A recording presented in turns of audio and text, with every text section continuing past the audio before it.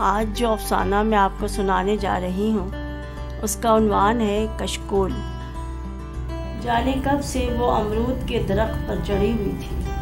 ایک مخصوص شاخ تو گویا اس کے لیے روز کا ٹھکانہ تھی۔ وہیں پر کولے ٹکا کر اور دوسری شاخ پر دونوں پیر پھیلا کر آرام سے نیم دراز ہو کر پتوں میں دھوپ چھاؤں کا کھیل دیکھتی رہتی۔ اس روز بھی جانے کتنے کچے پکے امرود کھا چکنے اور بہت ساری اوٹ پٹانگ باتیں سوچ لینے کے بعد اس نے وہیں لیٹے بیٹھے ذرا سا کھسک کر گلی میں جھانکا۔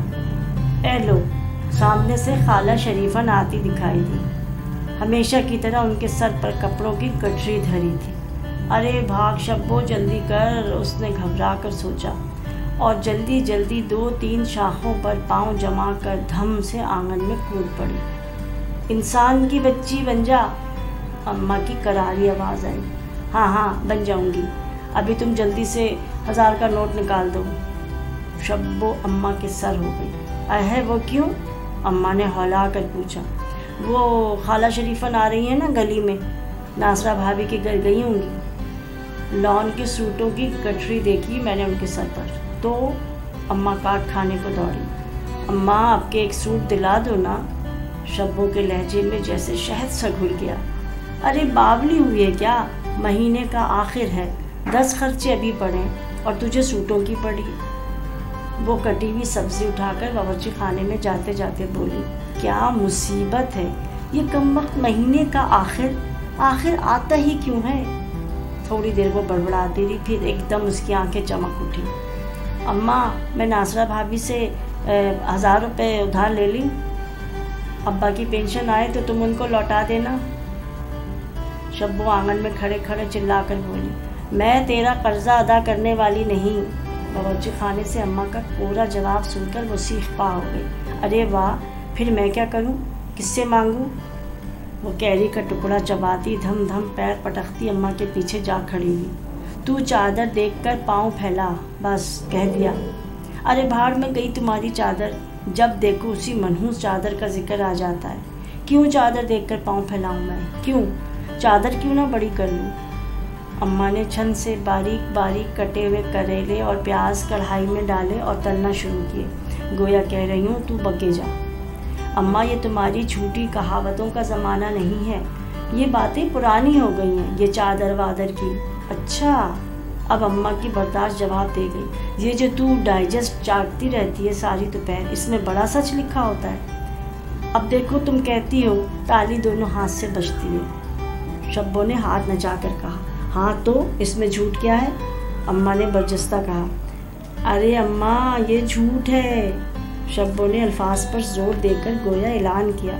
تالی ایک ہاتھ سے بھی بج سکتی ہے۔ ہاں، کل میں نے ایک افسانے میں پڑھا تھا۔ شبو نے اس قدر عقیدت سے جھوم کر کہا گویا آسمانی صحیفے میں پڑھا تھا۔ محبت جو ہے نا اماں، وہ ایک ہاتھ کی تالی ہوتی ہے، ایسی کی تیسی تیری محبت کی۔ اب اماں نے چمٹا اٹھایا باندھنے کو تو وہ ہنستی ہوئی بھاگی اور بند ہوتے دروازے کی دھم کی آواز کے ساتھ ہی شبو کی شوخی سے لہراتی آواز آئی، میں ناصرہ بھابھی سے 500 روپے مانگنے جا رہی ہوں۔ ہائے یہ لڑکی، اماں نے سر پیٹ لیا۔ آج آلو انڈے پکائے ہیں، اللہ کرے واجد آ جائے۔ ایک روز سرے شام رات کا کھانا پکا کر اماں نے اوپر بادلوں بھرے آسمان کو دیکھتے ہوئے کہا، ارے کہہ تو ایسے رہی ہیں جیسے موق مسلم پکایا ہو۔ ڈائجسٹ پڑھتے ہوئے شبو بڑبڑائی، ارے تو ناشکری ہے، اس مہنگائی کے دور میں آلو انڈے بھی نصیب والوں کو ملتے ہیں، اور میرا واجد بن ماں کا بچہ۔ اماں کے لہجے میں دکھ اور پیار مدغم ہونے لگا۔ جو بھی دو کھا لیتا ہے، کیوں نہ کھائے بھائی، فری کا جو ملتا ہے۔ شبو آہستہ سے بڑبڑائی، شکر ہے اماں نے سنا نہیں۔ ویسے کہاں ہے آپ کا شہزادہ؟ آیا نہیں کئی روز سے؟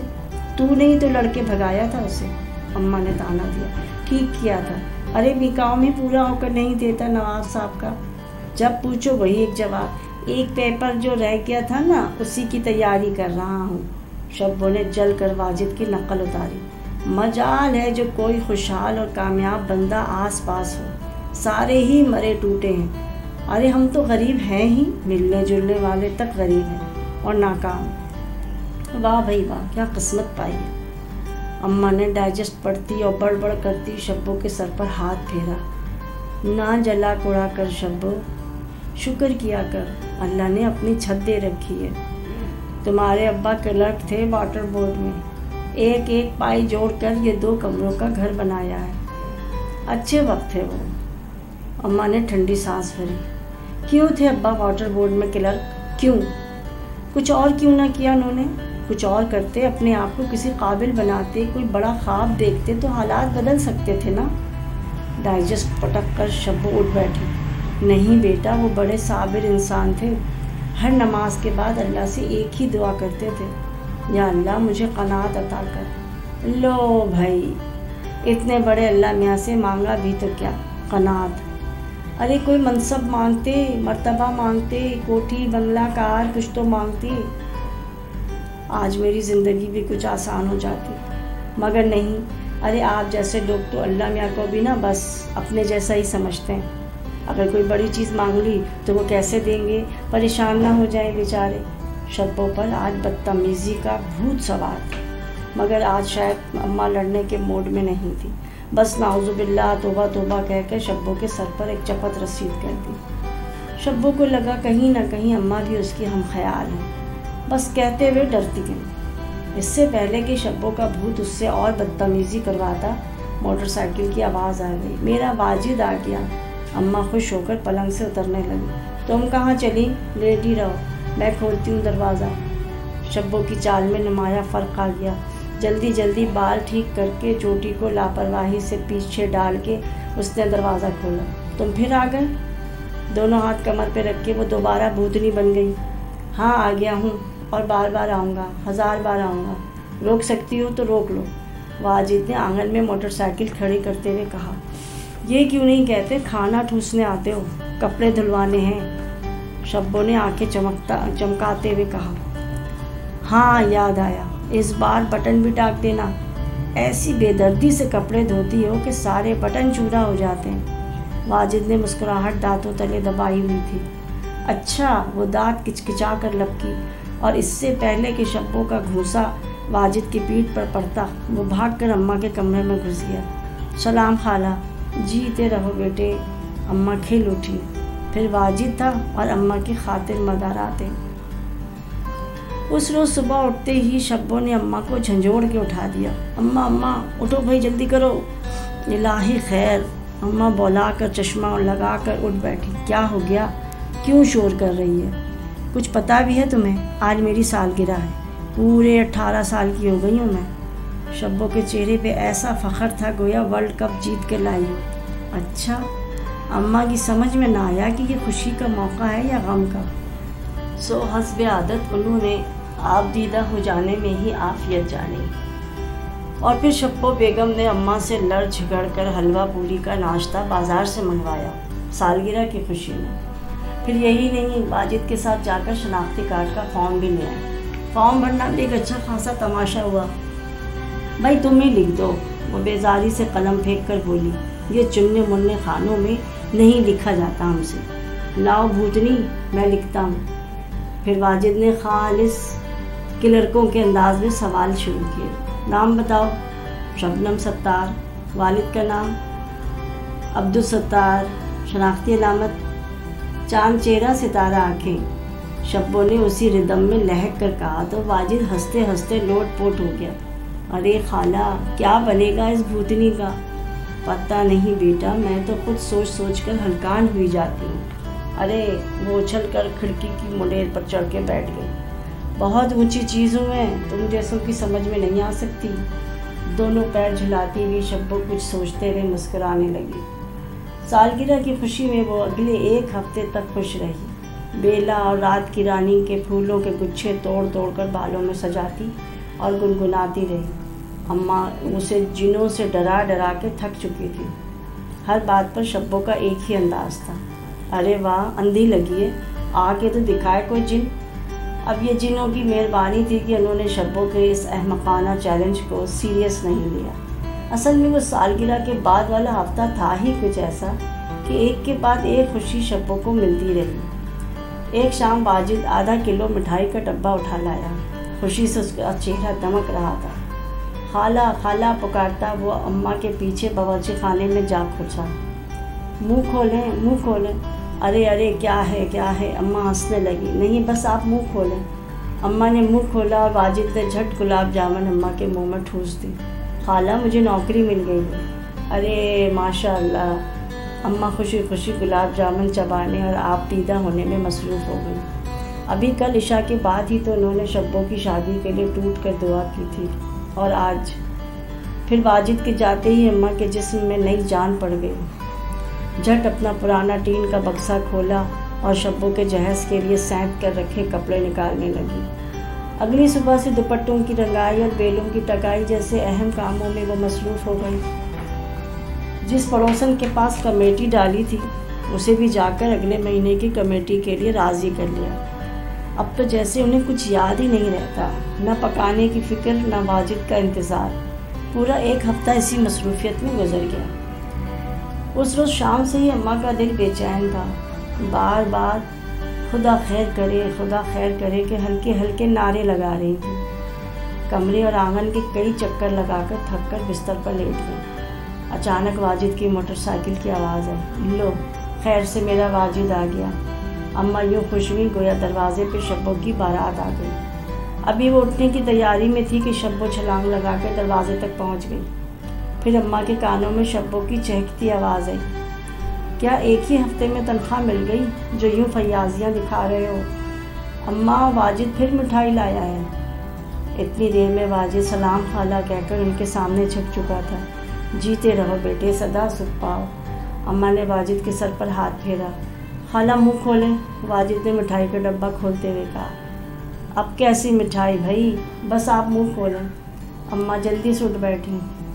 واجد نے چمچم کا آدھا ٹکڑا اماں کے منہ میں ٹھوسا اور خوشی سے لال ہوتے ہوئے چہرے پر سجی نئی نویلی سی مسکراہٹ کو ضبط کرتے ہوئے کہا، خالہ میرا نکاح ہو گیا کل شام۔ اماں کو اچانک بڑی زور کا ٹھسکا لگا۔ ارے خالہ آرام سے، واجد چلایا، مگر اماں کی سانس ہی نہیں آ رہی تھی۔ شبو بھاگ کر پانی لے آئی۔ اماں کی پیٹھ پر جلدی ہاتھ مارتے ہوئے بولی، کچھ نہیں ہوتا اماں، کچھ نہیں، اوپر دیکھیں، آپ اوپر دیکھیں۔ شبو جیسے اماں کو یاد دلا رہی تھی کہ اوپر آسمان ہے اور آسمان پر اللہ ہے اور وہ اللہ ہمارے ساتھ ہے، مگر اوپر دیکھنے سے بھی کچھ نہ ہوا۔ اماں کا ٹھسکا اتنا شدید تھا کہ آنسو جھر بہہ رہے تھے۔ واجد فکر مند ہو کر ان کے ہاتھ پاؤں سہلانے لگا۔ لگتا ہے مٹھائی کا شیرہ چلا گیا حلق میں۔ شبو نے معذرت خواہانہ انداز میں واجد کو دیکھا۔ اپنے دوپٹے سے اماں کے آنسو پوچھتی شبو اس لمحے اچانک اپنی عمر کی 10 منزلیں پھلانگ گئی۔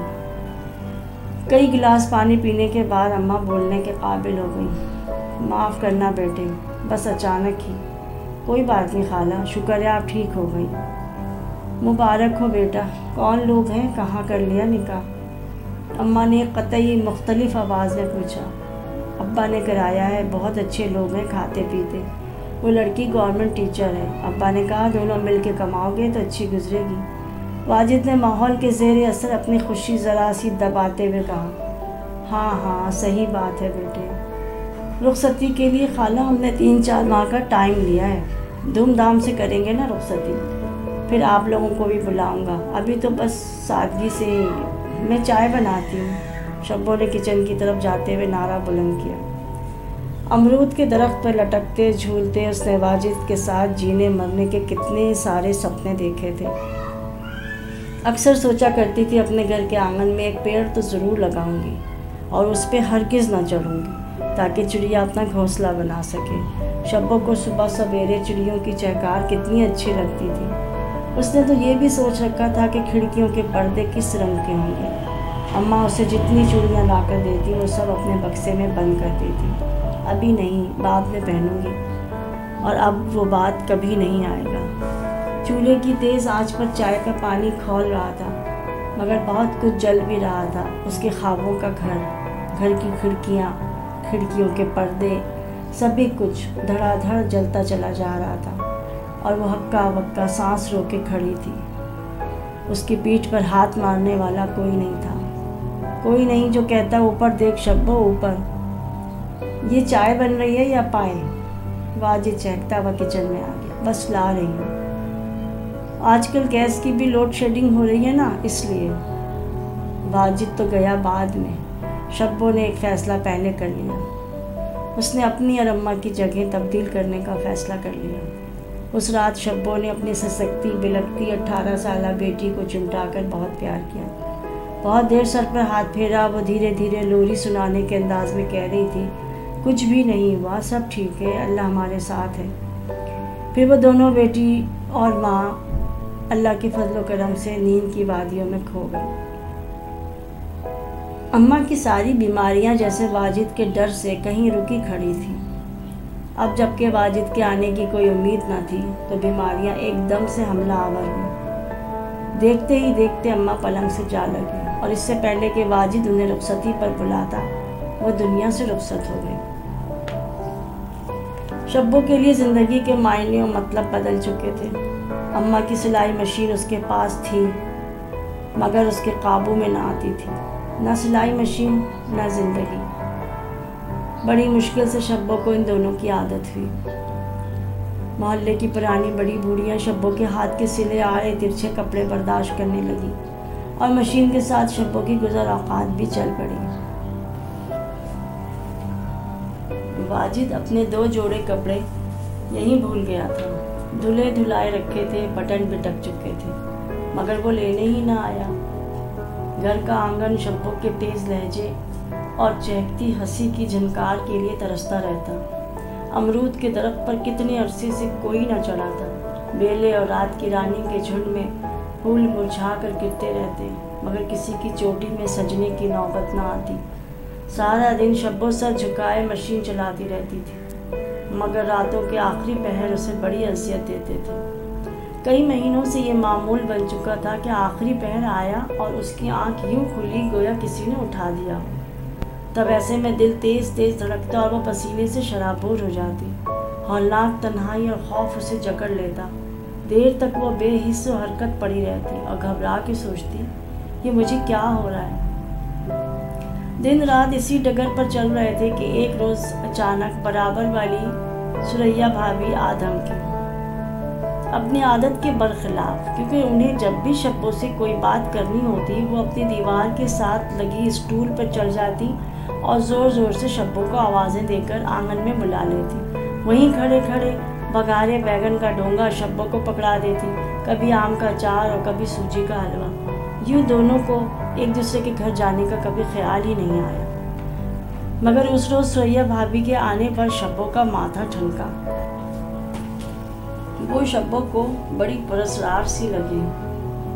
सिलाई मशीन पर बैठी शब्बो का हाथ पकड़कर अपने साथ बिठाया और बगैर किसी तमीद के बोली, शब्बो, मोहसिन ने तुम्हारे लिए रिश्ता भिजवाया है। वो हक्का बक्का होकर सुरैया भाभी का मुंह तकने लगी, गोया बड़ी ही अनहोनी बात सुन ली हो। फिर हस्बे आदत चमक कर बोली, कौन मोहसिन?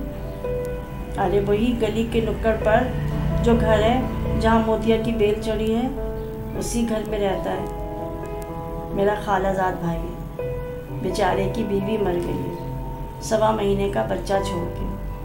अब दुखिया ऑफिस जाए या बच्चा पाले। अच्छा, तो बच्चा पालने के लिए उसे मैं याद आई। शब्बो का मारे गुस्से के बुरा हाल हो गया। नहीं नहीं शब्बो, तुम गलत समझी, वो बड़ा शरीफ आदमी है। मैं खूब समझती हूँ ऐसे शरीफ लोगों को। और फिर शब्बो ने सुरैया भाभी की वो खबर ली कि बेचारी से कुछ बन ना पड़ा तो टप टप आंसू टपकाती, नाक पोंछती उठी और तेज़ कदमों से दरवाज़ा खोल के ये जा वो जा। दिन रात फिर वीरान होते चले गए। अब घर में सिवाय शब्बो की सिलाई मशीन की घिर घिर की आवाज़ के कोई आवाज़ सुनाई न देती। एक रात अचानक उसकी आँख खुल गई। जाने कौन सा पहर था। हस्बे आदत उसने घबरा कर खुद से पूछा, शब्बो तुझे क्या हो रहा है? और हस्बे आदत उसे मौत के फरिश्ते की सरसराहट सुनाई दी। उसने जल्दी जल्दी कलमा पढ़ा। उस रात खिलाफ आदत थोड़ी देर के बाद उठकर उसने कमरे का दरवाज़ा खोल दिया और हिम्मत करके बाहर आंगन में झांका। अल्लाह! वो हैरत से گنگ ہو گئی۔ چاندنی تو اس نے کئی بار دیکھی تھی، مگر ایسی چٹکتی چاندنی، اس قدر حسین اور دلکش نظارہ اس نے پہلے کبھی نہ دیکھا تھا۔ ایک لمحے کو اس نے سوچا، شاید میں اس دنیا میں نہیں ہوں، یہ کوئی اور ہی سیارہ ہے، کسی خلائی سیارے کی سرزمین ہے یہ۔ سحر زدہ سی شبو آنگن میں آ گئی۔ سارا آنگن گویا دودھ میں نہایا ہوا تھا۔ یا اللہ، ایسی مقدس چاندنی میرے آنگن میں پھیلی ہے اور مجھے خبر تک نہ ہوئی۔ میں بند کمرے میں سوتی رہی، اس نورانی بارش سے بے خبر اور لا علم۔ شبو نے بڑی گہری سنجیدگی سے سوچا، میرے آنگن تک چاندنی کی چادر بچھانے والے کو کیسا محسوس ہوتا ہوگا؟ کوئی اس کی محبت کی طرف، اس کی مدارت کی طرف آنکھ اٹھا کر بھی نہ دیکھے، نہ اس کو سمجھے، نہ گردانے، نہ قدر کرے، نہ شکریہ، نہ محبت۔ دنیا سوئی پڑی ہے، مگر وہ ہے کہ چاندنی کا سونا لٹائے جاتا ہے۔ اتنا سارا حسن، اتنا سارا پیار۔ شبو حیرت زدہ تھی۔ یہ تو وہی بات ہو گئی، اس نے خود سے کہا، واجد والی۔ واجد نے بھی تو نہ سمجھا، نہ گردانہ، نہ قدر، نہ شکریہ، نہ محبت۔ اوہو، شبو نے بے اختیار منہ پر ہاتھ رکھ لیا۔ ایک بہت گہری بات اس کی سمجھ میں آ گئی تھی۔ ہم اپنے ارد گرد پھیلی بے شمار نعمتوں کی طرف آنکھ اٹھا کر بھی نہیں دیکھتے، شکر کرنا تو بڑی دور کی بات ہے۔ وہ حیرت میں ڈوبنے لگی۔ اسے لگا اس پر ایک پراسرار علم کا نزول شروع ہو گیا، اور یہ علم آہستہ آہستہ اس کے قلب میں بھرتا چلا جا رہا ہے، خوشبو کی طرح۔ وہ اوپر آسمان کی طرف دیکھنے لگی۔ کتنی عجیب بات ہے، انسانوں کی ساری توجہ صرف مہنگائی، شادی اور بچوں تک ہی محدود رہتی ہے۔ ہمیں کبھی بھی کائنات پر غور کرنے کا موقع ہی نہیں ملتا۔ شبو چودھویں کے چاند کی دلکشی دیکھنے لگی۔ کتنا بے نیاز چاند ہے، جیسے کہہ رہا ہو، نہیں شبو، مجھے تو اس کی کوئی پرواہ نہیں کہ کوئی مجھے دیکھتا ہے کہ نہیں۔ اچھا، آج شبو پر حیرتوں کے دروازے ایک ایک کر کے کھلتے چلے جا رہے تھے۔ اچانک وہ تیز مہکتی بھی رات کی رانی کے قریب چلی گئی اور پودے کے قریب ہو کر بولی، کیا تمہیں بھی کوئی پرواہ نہیں کہ کوئی تمہیں چاہے یا نہ چاہے؟ پتے بڑے واضح طور پر ہلے، جیسے کہہ رہے ہوں، ہمیں اس سے کیا مطلب؟ ہاں ٹھیک تو ہے، اس نے سوچا، اور اس کے قلب سے ایک آواز آئی، شبو، دنیا میں کروڑ پھول روزانہ کھلتے ہیں، اس تمنا کے بغیر کہ کوئی انہیں سونگھے، کوئی انہیں دیکھے، کوئی سراہے یا سجائے۔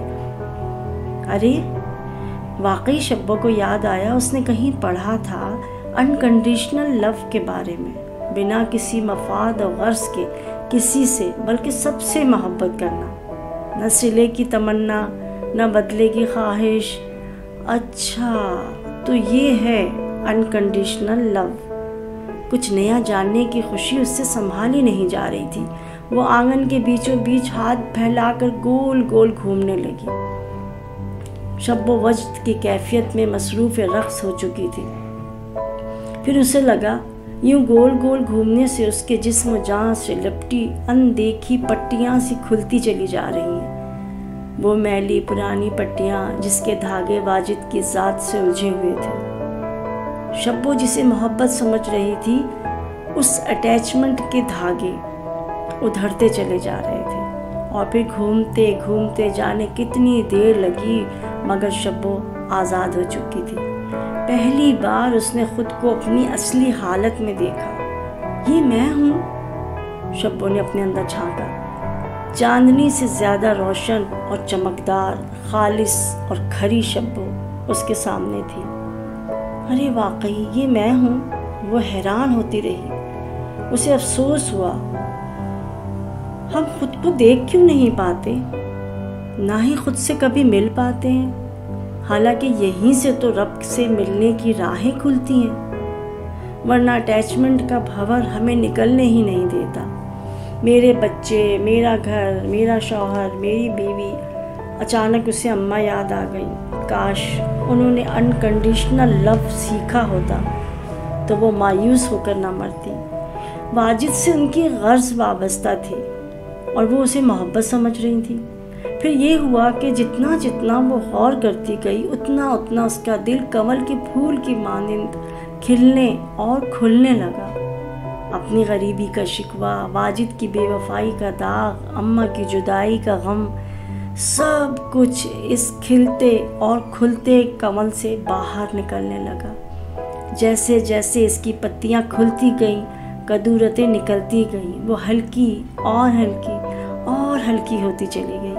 اس لمحے اس نے ایک اور بات جانی کہ محبت واقعی ایک ہاتھ کی تالی ہے، اور ہم اکثر جسے محبت سمجھ بیٹھتے ہیں وہ صرف ایک شدید خواہش کا لپکا ہوتا ہے۔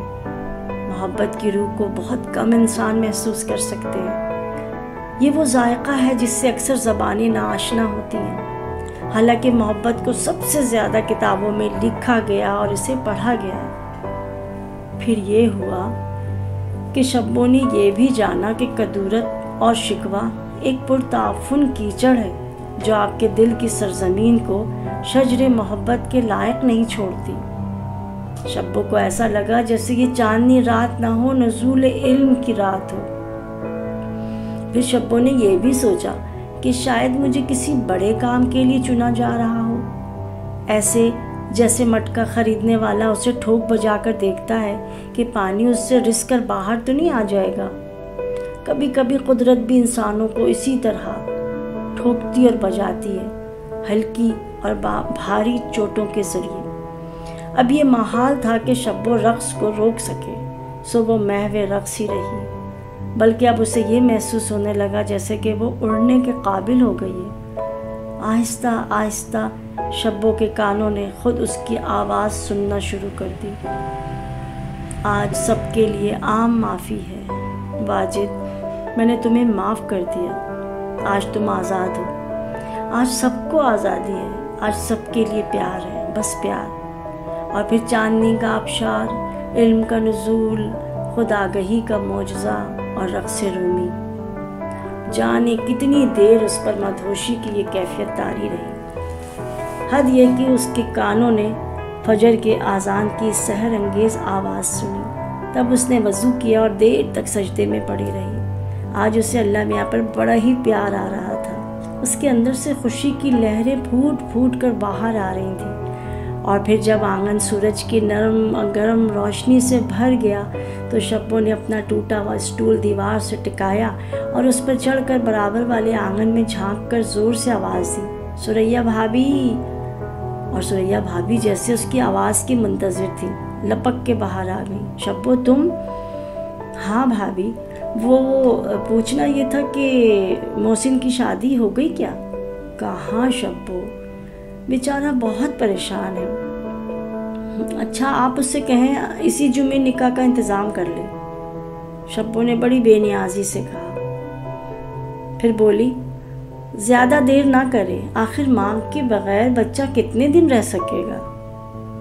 وہ نیچے اترنے لگی تو سوریا بھابھی کی حیرت زدہ آواز سنائی دی، مگر شبو کس سے کرے وہ نکاح؟ لو بھلا، وہ دوبارہ اسٹول پہ چڑھی، مجھ سے سوریا بھابھی اور کس سے؟ ماں صدقے۔ سوریا بھابھی نے اپنے آنگن میں کھڑے کھڑے اس کی بلائیں لے لی اور شبو آہستہ آہستہ گنگناتی ہوئی کمرے میں گئی اور دھڑام سے بستر پر گر گئی۔ آج وہ دیر تک سونا چاہتی تھی، ایک اطمینان بھری نیند۔ اس نے اپنے اندر کا حسن دیکھ لیا تھا، اس کی کم مائگی اور غربت کا احساس امارت میں بدل چکا تھا۔ وہ خود کشکول نہ رہی بلکہ وہ کسی اور کا خالی کشکول بھرنے چلی تھی۔